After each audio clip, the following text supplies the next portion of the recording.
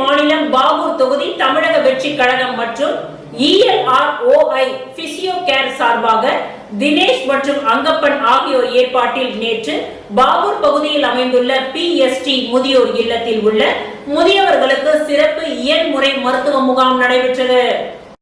புதுச்சேரி மாநிலம் பாகூர் தொகுதி தமிழக வெற்றி கழகம் மற்றும் ELROI பிசியோ கேர் சார்பாக தினேஷ் மற்றும் அங்கப்பன் ஆகியோரின் ஏற்பாட்டில் நேற்று பாகூர் பகுதியில் அமைந்துள்ள PST முதியோர் இல்லத்தில் உள்ள முதியவர்களுக்கு சிறப்பு இயன்முறை மருத்துவ முகாம் நடைபெற்றது.